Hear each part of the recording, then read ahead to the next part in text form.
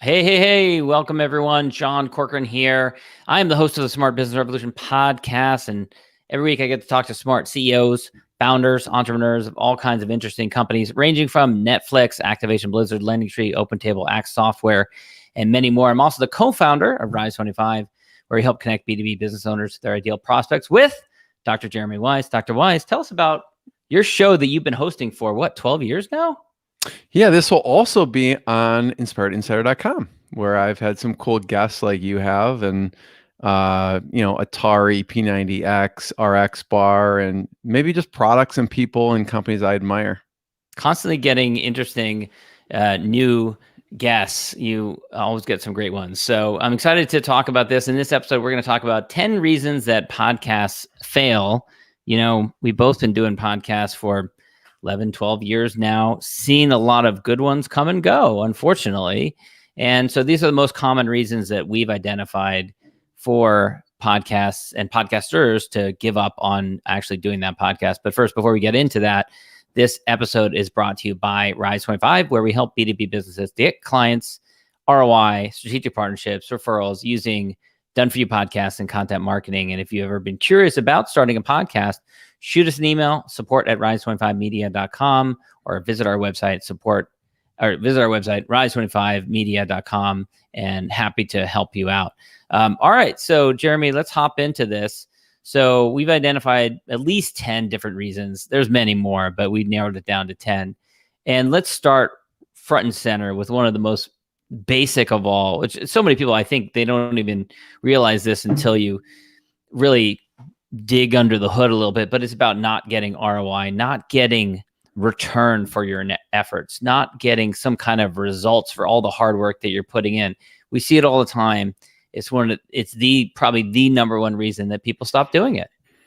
I think all of these will fall into two categories, which is not getting proper ROI or any ROI and spending too much time and energy. Okay. And this one, the top one is not getting ROI. And there's a lot of reasons why people don't get ROI. Yeah, right? It can be a long list. The wrong strategy, haven't thought through that strategy, not implementing the strategy in the right way, all those different things. So, but that's just an overarching one, not getting any sort of ROI. And how many times have you talked to someone who's been doing a podcast for a year, 2 years, and they're frustrated because they're saying like, I haven't gotten anything for this. Right. It goes down to the right strategy. And we've talked to people who've even had a podcast and they had 500,000, 1 million downloads. Yes. And hadn't gotten ROI. Absolutely. Yeah. Millions of downloads. And, good for you. That's great. But, the metric doesn't mean anything if you're not getting any actual results for it. And we should say, as a caveat, we are experts in B2B podcasts, in the B2B space. That's who we help people with. So we're not talking about your, thriller, murder, mystery podcast type of thing, or, a bunch of people talking about relationships or something like that. We're talking in the B2B space. What about another one we identified was featuring the wrong types of people on your podcast? Talk about that, Jeremy. Yeah. I mean, when you're thinking of the types of people you want to have on, it's kind of a combination between a cross-section between a bunch of different things, which is you want it to be great content. You want it to be someone who's in your space, whatever space that is. And that could be a thought leader, referral partner, strategic partner, potential client. So that goes into another thing, which is we did another episode, which is the 5 types of content you need to be creating. But oftentimes when you're talking about the guests you have on the show, you get enamored and you go off in different directions, which don't fit the strategy. That's right. And, you mentioned the 5 different types of content that we see people creating or that people should be creating. And oftentimes it's over-reliance on one type of content. So it's very one-dimensional, and they lose out on all the many different other types of benefits that you can get. Simple example, I've seen very few podcasts that exist long-term that are a solo episode, that are just someone speaking into a microphone. I've seen a lot of people who say, I'm going to do this differently than everyone else out there. I'm just going to talk into a microphone and I'm going to share my wisdom each week.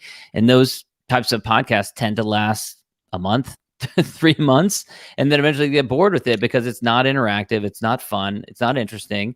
Even if you were able to do it long term, you're missing out on all the benefits of up-leveling your network, connecting with interesting people, meeting new people, getting referrals and introductions to other types of people in your space. You lose out on all those different benefits by just focusing on one type of content. Yeah. So the wrong ratio definitely affects people, and we could link up the 5 episodes you must create if you're doing a podcast, because we go more in depth on those.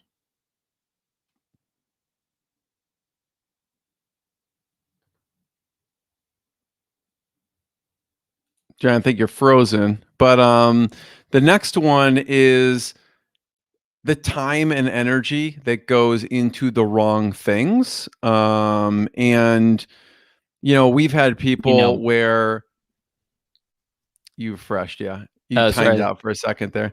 I was just saying the next one is the time and energy that goes into the wrong things. So we've talked to people who they say, I'm not sure why it's not working, and we're like, well, what are you doing? And they're like, well, I basically am sending 5 tweets a day and 6, posting it 6 times on Instagram.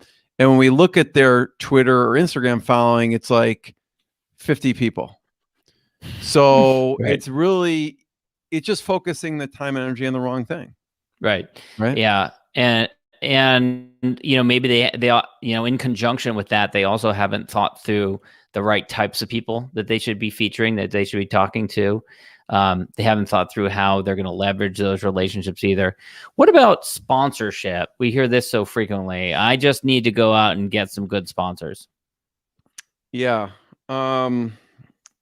We have a strong opinion on that. And a lot of times people come to us, and that's kind of going into focusing on the different metrics that we're not focused in on, which is downloads and subscribers. Because in order to really attract sponsorships, most of the time you need to prove out that you have a listener base and subscribers and downloads. And really, if someone has a real business, a B2B business, then we don't feel there is a need for sponsorships. Yeah. Right? And I'll add one caveat. You are particularly creative when it comes to leveraging sponsorships and combining them with a variety of other things. So it could be some kind of services relationship. It could be a sponsorship and a live event that you want to put on, especially a conference that you might be attending. So there are some real creative solutions as far as that's concerned. It could be related to an upcoming conference. But that takes some creativity, it takes some thought. You have a ton of experience in this area, Jeremy. But a lot of people think of sponsorship very one-dimensionally. It's just, you write me a check, I'm going to read a sponsor message, just like I've heard Joe Rogan do. Problem is, you don't have a Joe Rogan size audience. What about complexity in the process? This is another common reason podcasts fail. Too much complexity in the process, Jeremy. We're all about simplicity, right? And it's funny because we did a course on how to build a profitable podcast, and we came on and we showed this amazing soundboard with wires going every which way, and we started off by saying, this is what you need to podcast. And then we just said, just kidding, you don't need any of this. Like, you really just need Zoom or an easy way to record, and a microphone, a USB mic. I mean, that's really what you need. And people get all types of equipment. They get all types. They have like apps syncing to each other for the best sound and for whatever. And you want quality, but at the expense of quitting. Start off simple. And when you get that process down, if you want to add things to that. But we see so many people say, well, all the people are doing Zoom, I'm only going to do in person. Well, once anyone who's done in person, I've done in person, many times. Once you did it in person, you have just a lot of complexity. And when I do in person, when I've done in person, I have a full video crew because I don't want to have to deal with the tech and anything like that. So, it's a whole different complexity but now I got to get the recording from them and, get it processed the way I get it processed. So really just to reduce complexity, keep it simple. And the people who quit or fail, they just have way too many things going on. All right. So just think about how do you reduce the complexity. And part of the complexity could be in the guest booking process. So, back and forth with the guest and people like, well, it's really hard to coordinate. Well, a simple booking, scheduling link. There's lots of them out there. Calendly, you can book me, Acuity scheduling, getting something like that to reduce the complexity on the guest end. Also, if asking way too many questions and asking way too much of your guest is also creating complexity for them. So reducing it down. The next part is going cheap and hiring a discounted freelancer. And the reason is it's like you want everything, your time is valuable as a business owner. So you want to minimize your time. And I forgot who said this, but if you don't have someone project managing it, you are the project manager for it, which means you are not valuing your time to coordinate all the freelancer and what's going on. So you just want a team to just do it. So you could show up, you could talk. And if you have a B2B business, usually if you get one client for the year, you can get ROI. And it's funny because when we talk to different companies, it could be an SEO company, a website company, when they are talking to a client, they're advising them, listen, hire the experts. We're the SEO experts. Absolutely. If you are a dentist or a law firm or a chiropractor, then they're saying, hire us. And they're advising their client to not try and do it yourself. There's a lot of complexity. There's a lot of, expertise. But when it comes to ourselves, sometimes we're like, well, I'll just hire a quick freelancer to do this. Well, hire the proper team because they're going to give you the strategy and then take care of all the rest of the stuff. So don't go cheap with this. You don't have to go like ultra expensive, but you want to make sure it delivers you ROI. All right. The next one is not asking for introductions. Like when you're talking to people and you have great guests that you have on, whether it's referral partners, strategic partners, just people you want to give to in your universe, not asking for introductions. Ask for people for suggestions of guests. You don't have to, we don't have to live in a vacuum. We can ask people for their help and suggestions. The next one is this is a big one actually, not having a clear path for people to engage with you in your work. So if you don't have a well-documented product ladder, and what I mean by that is let's say your service is $20, $30, $50, $100,000 and you have a high level service.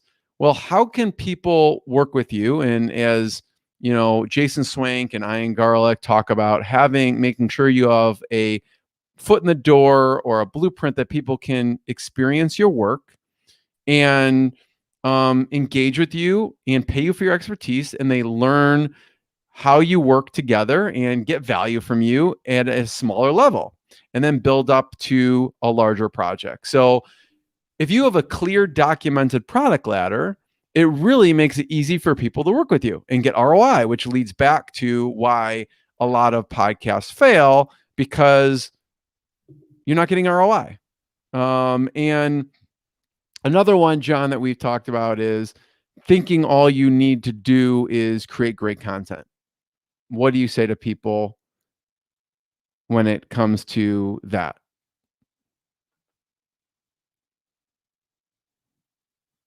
I think your internet's still fading out. But basically, when people think all you need to do is create great content. Well, it's kind of like the field of dreams, like build it and they will come. That most of the time doesn't happen. Okay. Just having great content is not enough anymore. There's so much great content out there.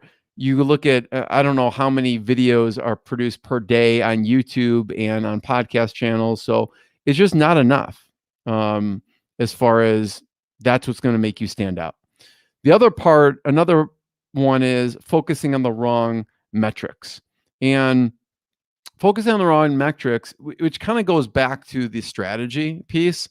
But we would do a podcast even if no one was listening, just because of the relationships that we've built, and also because you have the top industry experts on that you can learn from it. So it's really professional development, and learning. And so those are the main ones overall that you should think about, which kind of get categorized into not getting ROI, not having the right strategy, or spending too much time and energy on things that we should not be spending the time and energy on. So overall, those are some of the specific examples under those two categories that are really reasons why we have seen podcasts fail. So if you have questions, ask us. We're happy to help, and we try and keep things as simple as humanly possible for people. You can go to rise25.com. You can email us at support@rise25.com to learn more. And we're always here.